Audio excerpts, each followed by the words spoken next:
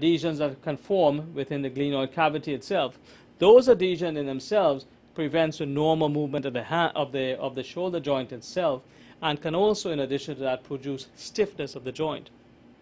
Other disease processes like lupus that causes arthralgia, and other forms of collagen vascular disease like rheumatoid arthritis can also affect the larger joints as well. In an elderly patient who presents with chronic bone pain, especially involving the shoulder joint, definitely things like bone densitometry should be done to make sure it's not osteoporosis presenting at that age. Osteoporosis in itself presenting with bone pain is not a good prognosis, because it's usually associated sometimes with a fracture. And sometimes that same patient may be presenting to you for the first time with pain and decrease in movement of the shoulder joint that has posed a fracture involving either the head or the humerus. If it involves the neck of the humerus, then you sometimes worry a little bit, because that in itself can be either an impaction injury or can actually be a fracture that affects the radial nerve posterior to it. So injuries to the shoulder, depending on the age of the patient and the chronicity or the acuteness of it, the prognosis and the treatment differs tremendously. But what is common to all of them is a proper history, a proper physical examination, radiological and blood testing should be done, at least to elucidate the exact cause of the pain. That is all for shoulder injuries. Thank you.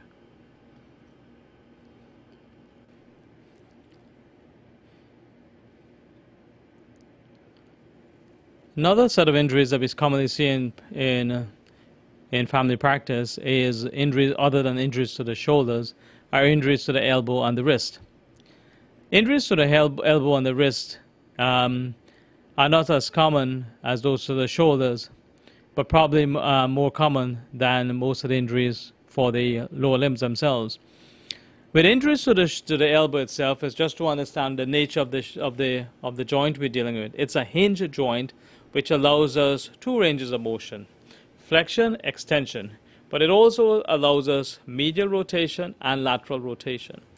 Now, how does it become a hinge joint? It becomes a hinge joint because of the fact the distal end of the humerus and the proximal end of the radius and the ulna forms this hinge that moves it up and down. Now, it gives us the reason why we have the range of motion involving medial rotation and lateral rotation is because of the two bones. But those two bones need to be separated as they are in this particular diagram here, and even on this part of it, in order to allow it to move easily. Now, the hinge joint, when we look at it, this is the distal end of the humerus, this part of the bone, and it forms a hinge there. The hinge is here where the distal end, the proximal end of the ulna, which is the longer bone, really forms the joint itself, but the head of the radius forms a part that allows it to rotate and keeps the stability.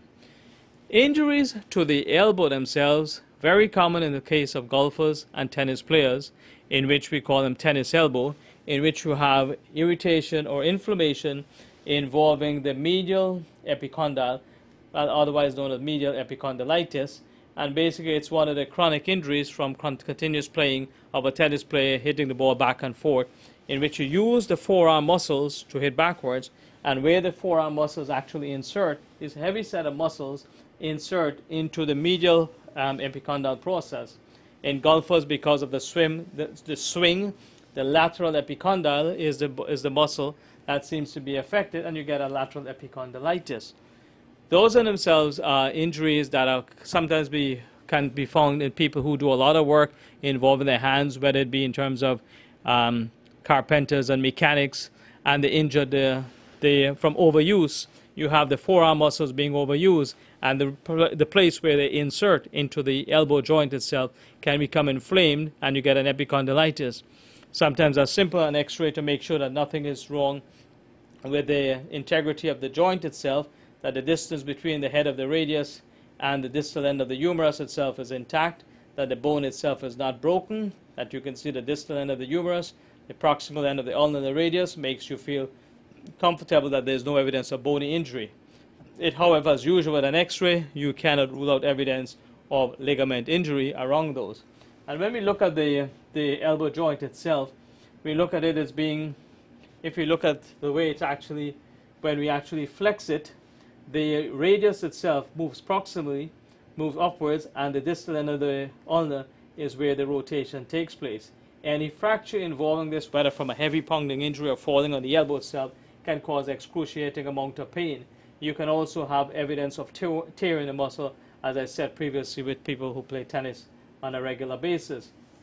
But when you look at the joint itself, in terms of the olecranon process and the distal end of the humerus, it's a nice joint that's held together quite nicely within a capsule, very strong.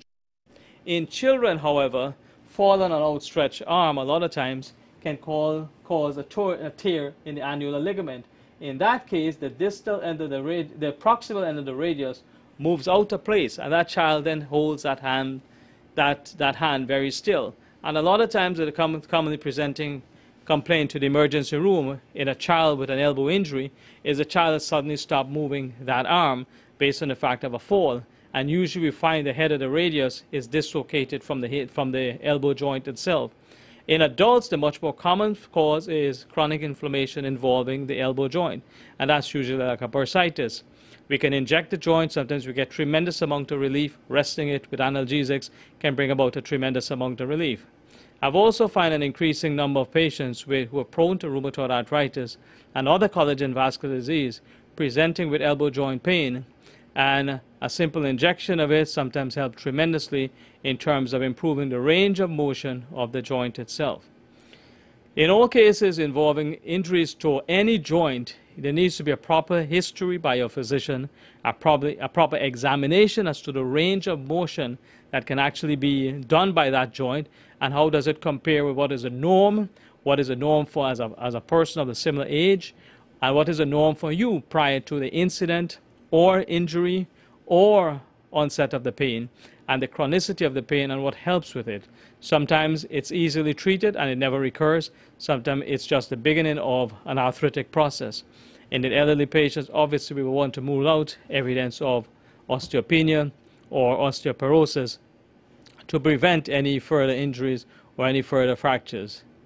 Joint pains in themselves does not occur in a vacuum.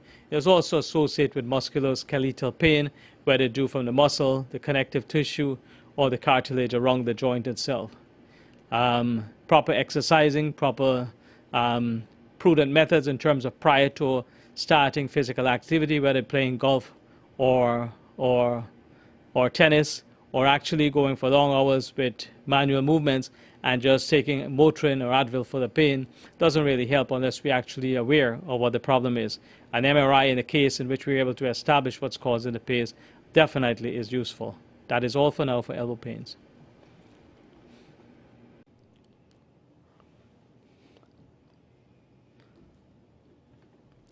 Hand presentations in family practice is a common method of bringing the patient to see the doctor. Complaints in the hands can be very simple, like, doctor, I've got discolorations of the tips of my finger. It's becoming blue at times when I wash my hands in cold water, which is one of the symptoms of Raynaud's disease. Also, in the early diabetic, or someone who's a diabetic undiagnosed comes to you and says to you, doctor, I've got whitlow, or I've got sogginess involving the nail bed itself, and I'm not quite sure because it's not responding to antibiotic. And the previous physician gave me antibiotics, but it's not helping. And usually when you do a blood test on that patient, you can find that they have evidence of basically diabetes, and that's a chronic fungal infection involving the nail bed. Usually it presents with the sogginess involving the bugginess involving the nail bed itself, with evidence of discoloration of the nail itself. Sometimes you get patients who come in also presenting with, I wake up in the morning with stiffness involving the small joints of the hand itself. That is one of the early symptoms of rheumatoid arthritis. A chronic cigarette smoker might come and tell you that I'm getting numbness and blue discoloration at the tips of my fingers, obviously due to peripheral vascular disease with a decreased amount of blood going to the fingers because of the narrowing of the distal arteries in a chronic smoker. In addition to that, you can get evidence of jaundice presenting with yellowness of the hands that brings the patients to the physician. But one of the more common presenting complaints is joint pains. joint pains or stiffness in the joints itself, or some abnormality involving the fingers. But let us look at the anatomy of the hand itself that brings the patient to the physician and say, doctor, there's something wrong with my hand. And we'll try and examine the anatomy of the hand itself, starting first from the bones of the hand. And when we look at the hand itself and try and compare it with what's in the diagram, basically our thumb, which is here, with the distal phalanx and the proximal phalanx, and the metacarpal bone. Obviously, that articulates with the distal ends of the metacarpal bones, the carpal bones that make up the wrist joint, that allows us to have the range of movement of flexion, extension, abduction, and adduction involving the wrist joint itself. The phalanges, which obviously for the thumb it's two, the distal and the proximal, allows us to have a hinge joint at this joint level. But that hinge joint, as all hinge joints, as we go through the examination of the bones that make up the hand itself, obviously you have the distal phalanx, the middle phalanx, and the proximal phalanx, and you have the metacarpal bone and the rest of the carpal bones that actually articulate and allows us to have that motion in the wrist. But all of these joints themselves have a flexor tendon that allows us to get that movement, and an extensor tendon. Usually you'll find sometimes a patient comes to you, doctor, I've been playing cricket or baseball, and now I've had a hyperextension injury, and now I'm unable to bend that finger. It's not concomitant to find that, because basically if you have a hyperextension injury and you tear that ligament, the tendon that actually caused that movement, you're not able to do that movement. You can do this, but you're unable to do that. And that's one of the more common injuries that someone comes to you complaining about after traumatic injury to the distal phalanx. Much more commonly that we find involving is patient comes with carpal tunnel syndrome. Carpal tunnel syndrome is numbness over the peripheries involving these three fingers and the dorsum of the hand, and involve the innervation of the median nerve. The median nerve, as it passes through the flexor tendon sheet here, comes under the flexor retinaculum and can be compressed under here. In fact, in one of these diagrams, we have evidence of the median nerve that can become compressed. But more likely than not, when we have evidence of compression of the median nerve and causes numbness over the fingers, an injection into the median nerve itself can sometimes bring about temporary or, lucky for that patient, permanent relief. And basically they stop feeling the numbness and sensation. That is a very common injury that people who use their hands, especially use computers a lot, tend to have the nerve itself being compressed under the flexor retinaculum tendon. And when that compression occurs in the median nerve, it basically causes the innervation of that median nerve. The fingers that are innervated by the median nerve, except for the small finger, they all become numb. And you tend to feel as if there's a heaviness in them or pins and needle that goes through them. Usually sometimes if the patient elevates the hand, just the dependent edema resolves and they're able to get back. What tends to make it worse is trying to squeeze it and trying to think that if we, by squeezing it, we are going to be returning the circulation, and that doesn't happen. Sometimes putting the patient on a diuretic sometimes help. What I found most in my practice, by injecting the median nerve, can sometimes bring about permanent or significant temporary relief of that particular symptom. In addition to that, you have patients who come with swellings involving some portion of the wrist itself, and usually it is involving a dorsal ganglion, in which they're able to say to you that when they flex it, it disappears. When you extend it, you see it. And usually a ganglion is just a collection of fluid that occurs around the synovial sheath itself. Before I mentioned to you what gives us the movement, the extensor tendon, and if any part of this is torn or avulsed because of an injury, then we are unable to make this movement. If it happens to the one that beneath this, the flexor tendon, then you're unable to make this movement. And basically that's how you make the very simple diagnosis. If you just imagine what the hand is for you, it's a set of bones that are held together by a tremendous amount of tendons that gives about the movement of the hand, which is probably the most intricate part of our body, and the way it communicates to the brain. And any injury to it is, for us, something that's terribly annoying because of a simple fact: we use our hands for every single thing that we possibly can do. The issue about that, if we understand a little bit about the anatomy, we can help ourselves to see what is an acute that needs to go to the physician right away, or something that is chronic. Even seeing the skin changes that takes place in our hands makes us wonder if this is peripheral vascular disease. We definitely need to stop smoking. If this is discoloration of the nails, could it be from lead poisoning? Could it be from anemia? Could it be from jaundice? And a lot of the other things. Can I have nail changes? We see that there's evidence of a nice straight spine, no evidence of scoliosis. The bone, the texture of the bone looks good. The spinous process is all intact. The distance between the vertebrae is there, and basically the alignment of the lumbar spine was intact. The proximal portion of it was removed just because of the simple fact of not to expose the pelvis to radiation. And basically, this is the upper end of the sacrum and the sacroiliac joint beneath it. So an X-ray is extremely important in terms of treatment of low back pain, just to see the normal architecture of the backbone itself. But also it helps us to give that patient a level of comfort that says that the lumbar spine, the bone itself, looks good. It was very unfortunate for me to find out like 2 weeks ago. I did a lumbar spine for a patient to expect to treatment of low back pain, and found that he had evidence of what they call osteolytic lesions, which was like blackish patches throughout the lumbar spine.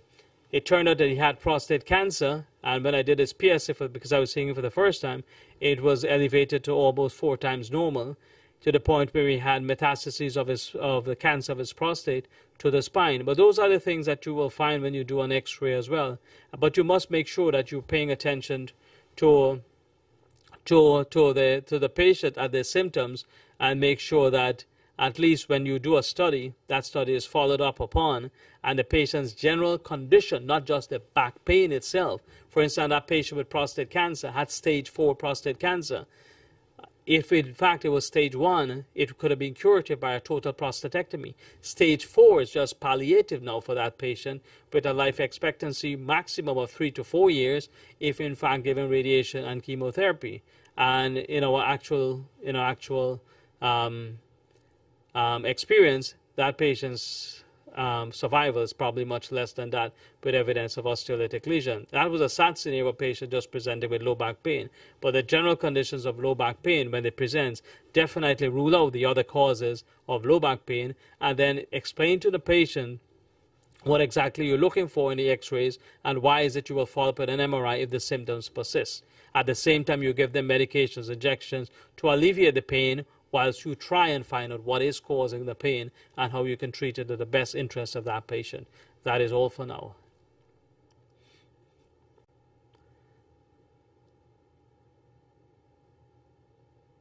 Since it's now postseason baseball and preseason football season, a lot of times we see the players presenting with knee injuries. But these are the same knee injuries that our patients present with without creating as much fuss. These are patients who present with these injuries that have occurred over a period of time, and now presenting with inability to flex or extend the knee. The knee is a hinge joint itself, and if you look at the structure of the hinge joint itself, obviously the distal end of the femur and the proximal end of the tibia actually articulates with each other, but they're held in place by an anterior cruciate ligament and a posterior cruciate ligament. But the knee itself articulates itself, the distal end of it, the bone, the cartilage of that bone, the cartilage that surrounds the bone, actually articulates with the cartilage of the proximal end of the tibia. But they're held together as every joint. If you look at it from anterior posterior, this is the distal end of the femur, and the proximal end of the tibia with a tibial plateau. In between this is a fibula, which is a bone that struts on the tibia itself and gives it additional support.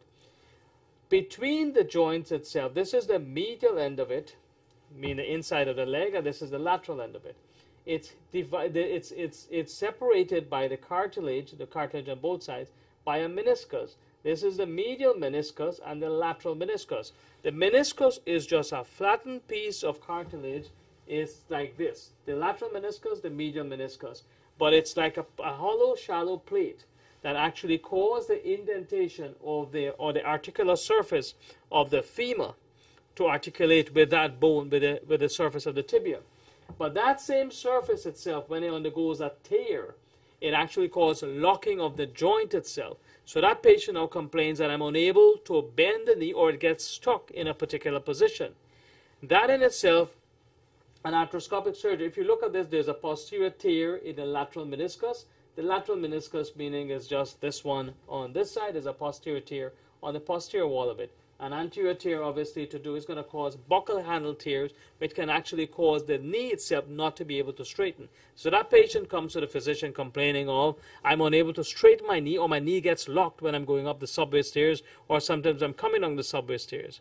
The other common presenting complaint of a patient who has a knee joint involvement will be that the knee itself is unstable. I can probably walk up the subway stairs, but coming down, I feel as if the knee is going to wobble on me. When you look at it, how the knee is kept in place is by the medial collateral ligament on this side, the lateral collateral ligament on this side. But remember, the entire body is being held up by this knee joint itself, which is a hinge joint. So it has to be held in place by very strong ligaments. To prevent it from sliding forwards, the anterior cruciate ligaments hold it in place, and to prevent it from sliding backwards, the posterior cruciate ligament keeps it in place. So a patient who complains now when I'm going down the subway stairs and I feel as if the leg is going to move forward on me, obviously going to have a tear in the anterior cruciate ligament, or both the anterior and the posterior cruciate ligament. So when you're actually looking at the knee joint itself, the most pertinent information that you're getting from the patient is, what are they experiencing? I'm experiencing locking of my knee, meaning I cannot straighten it once I've actually put it in a position, or it gets locked in me. Then you are obviously dealing with tear in the meniscus. If the leg is wobbling in itself, obviously the medial and lateral collateral ligaments have to be involved. If it's the knee itself seems to be sliding over itself, obviously anterior and posterior cruciate ligament. But these do not occur in isolation. A lot of times you have the patient who presents with these symptoms that occur with more than one ligament being involved. And internal derangement of the knee itself is a much more common presenting complaint involving the meniscus themselves and the ligaments. But it's important for you to know that when you go to your doctor, that you know at least something to do with the structure of the leg. You know what the x-ray should be looking like. You know it's going to be the distal end of the femur, the proximal end of the tibia, the fibula in the side, the meniscus in between, the medial collateral ligaments, the lateral collateral ligaments. You have the medial meniscus, the lateral meniscus, you have the anterior cruciate, the posterior cruciate. So you have an idea as to what is going on if he tells you something is torn and how to proceed with it. If he recommends arthroscopic surgery, you know that definitely what arthroscopic surgery involves. It's not opening up the knee big time, but trying to pass an arthroscope into 3 small openings into the knee itself and to actually clean it. If there's a tear in it, you can actually remove portions of the cartilage itself and actually get full resolution of symptoms. If it's a tear involving the cruciate ligaments, those can be repaired, but you have to give them time to heal. So injuries to the knee itself, even though totally debilitating at times, the response to surgery, it can be very good, but I think the most important thing is being able to diagnose it. A proper history, a proper examination by your physician, an x-ray taken at the time, and to make sure it's just a localized injury to the knee and not generalized condition involving knee pain, things like osteoporosis, rheumatoid arthritis, or other collagen vascular disease that can cause knee pain.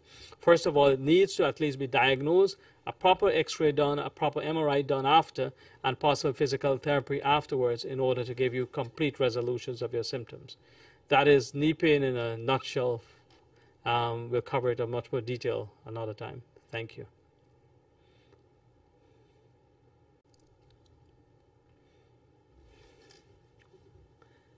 Another common complaint to the family physician is the patient complaining of pain involving the feet.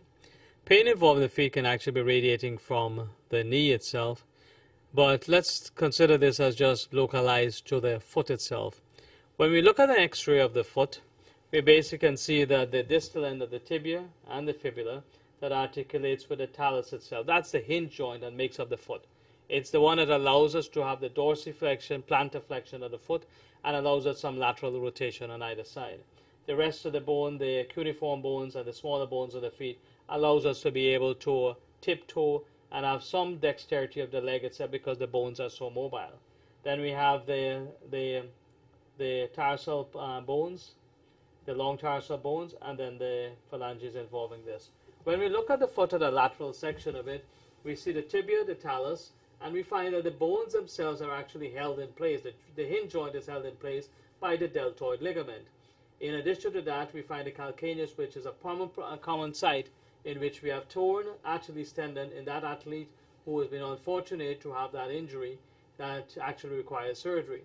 In much more of our people much more of our patients, we find evidence of calcaneal spurs, which are small bony spurs that occurs over the weight-bearing area of the foot, and it's extremely painful. Between spurs and calluses, they form the primary complaint to the family physician. But yet at times we do find patients who have been involved in injuries to do with sprains and strains of the leg itself, who have been doing a lot of physical activity over the weekend. In that case, we find in patients who present with a medial rotation of with a sprain when trying to play basketball, and usually rotate the foot on that side, get a lateral a tear involving the medial or lateral collateral ligament. And here again, every sprain that presents itself doesn't mean that it's a broken bone, but in some cases we do find evidence of broken bones in that younger patient who actually undergoes a severe amount of trauma to the foot by having the landing on the foot, but didn't experience the pain at the time because of obviously exercising for quite a while. The adrenaline rush, didn't feel the pain at the time, but definitely the torn ligament on either side is a much more common injury than actually fractures involving the distal end of the medial malleolus or the lateral malleolus.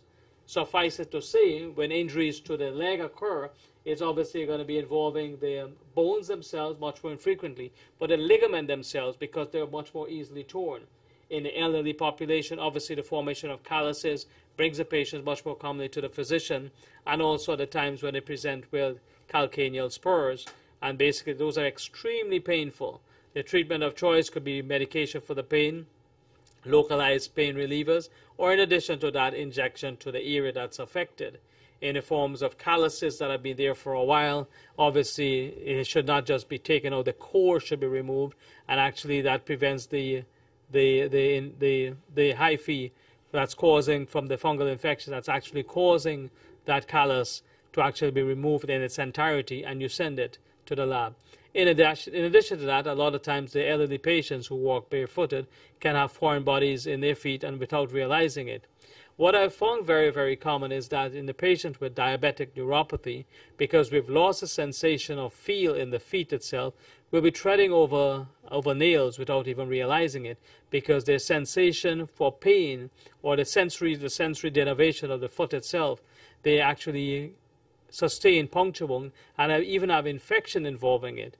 Or only last week I saw a younger patient with peripheral vascular disease who has lost sensation to his foot, blue discoloration of his toes from a chronic history of cigarette smoking, who basically had a reabsorption of the very distal ends of his toenails, and at that time never even realized that this was because of the cigarette smoking.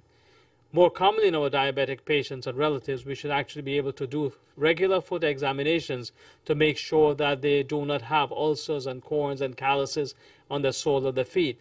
Those are things that are easily treated.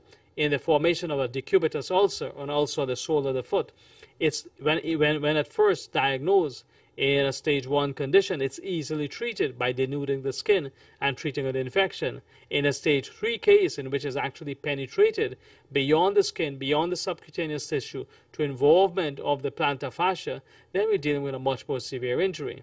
In fact, the most common cause for amputation in the United States is for diabetic infection of the feet.